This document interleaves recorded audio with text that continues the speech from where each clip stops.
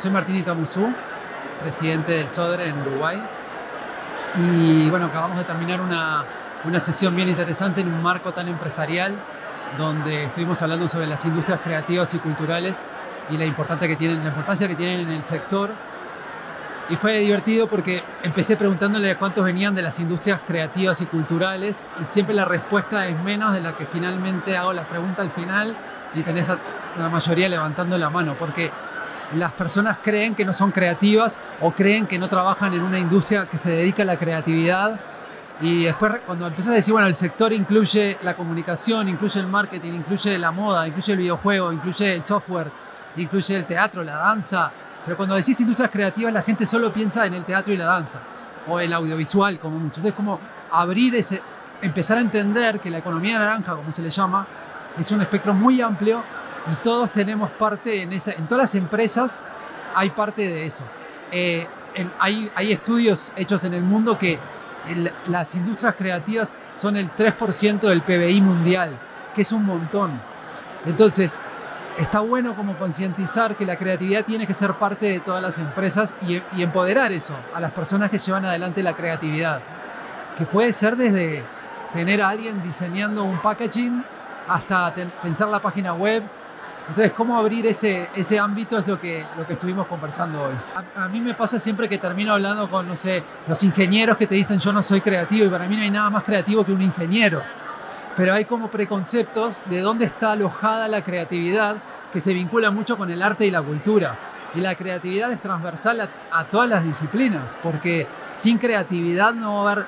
Y ahí detrás hay algo bien importante, que es la propiedad intelectual.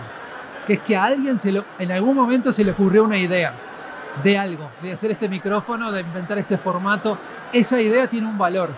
Y eso es lo que tenemos que potenciar, la propiedad intelectual en todos los ámbitos, ¿no? Que la gente sea consciente de la parte creativa de su trabajo.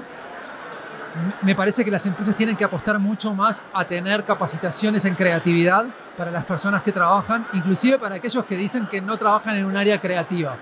Pero cómo encontrar tu propia creatividad, me parece que queda mucho camino por recorrer en ese sentido. O sea que creo que es capacitación en principio. Y después, en el área más independiente, creo que apoyar emprendimientos que apunten a estas industrias, ¿no? Porque ahí puedes tener un encuentro entre industrias tradicionales e industrias creativas que se encuentren diciendo, bueno, hay un producto o un servicio que ofrece la industria creativa que le puede servir a la industria tradicional y al revés. Pero para eso hay que primero conocerlo.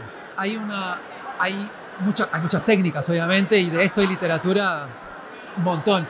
Pero, por ejemplo, ahora que mencionas la música, el jazz, por ejemplo, que tiene un formato también de improvisación, donde solamente podés ir tocando, si estás escuchando al resto, se usa mucho para hacer trabajo en equipo.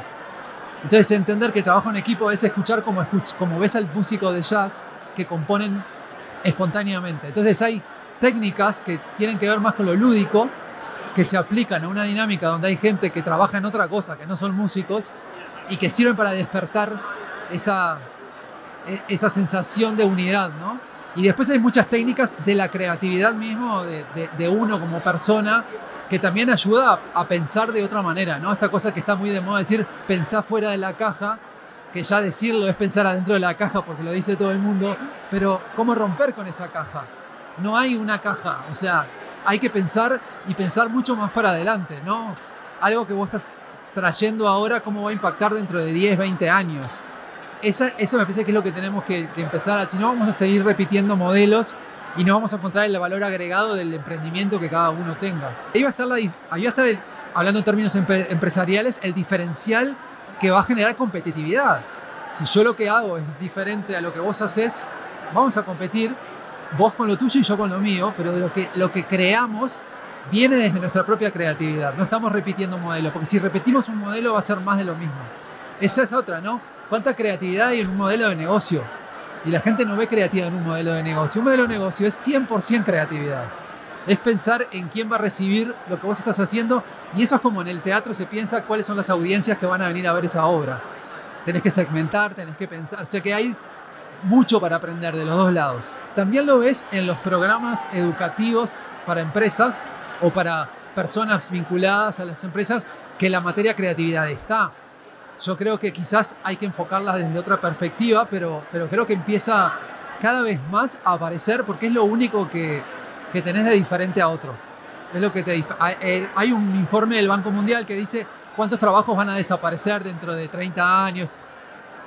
Las ideas no van a desaparecer, es lo que te va a salvar. Es sustentable. Entonces tenés que potenciar eso. No, bueno, esto funciona, ¿para qué lo vas a cambiar? ¿No? Con esa actitud, ¿no? Y decir, bueno, que lo cambie otro. Y yo porque soy así que me encanta ya, si esto funcionó, bueno, no nos quedemos, vamos a romperlo y hacer otro nuevo. Y eso es el motor que te tiene que mover. Si no, no hubiese existido un Uber, no hubiese existido un Airbnb. Esas cosas salieron de gente que tuvo una idea. Tampoco todos tuvimos la oportunidad, ¿no? Porque yo creo que, y ahí me voy mucho más para atrás y tiene que ver con, por ejemplo, con la educación. Si vos cuando hay estudios que demuestran que aquellos niños y niñas que tuvieron acceso a la educación musical, luego son mejores en matemáticas. Está probado, ¿no? Entonces hay algo que te vincula en la educación artística con la educación de otras cosas más duras quizás, que te hace funcionar mejor. Cualquier persona que pasó por alguna educación de creatividad va a resolver mejor sus problemas de la vida cotidiana, sin duda. Esto es una oportunidad genial porque seguramente muchas de las personas que estaban acá, si yo le hablaba de industrias creativas y culturales, dicen, no, esto para mí es eso, es el teatro, es la danza. Y yo no soy creativo. Yo empecé la charla preguntando cuántos de los que estaban acá eran creativos y levantaron la mano 20 personas de la sala llena. Entonces hay un quiebre que si tuviéramos más tiempo, generalmente lo que hago es ir entrando más en detalle y termina todo el mundo levantando la mano al final, porque es lo que te pasa.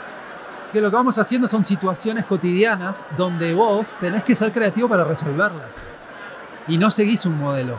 Y no todos la resolvemos igual. Y cuando se sientan en un directorio de una empresa a resolver un problema, ahí lo que están usando es creatividad. Entonces es como no se hace el match y tenemos mucho para intercambiar y mucho para aprender entre los dos mundos.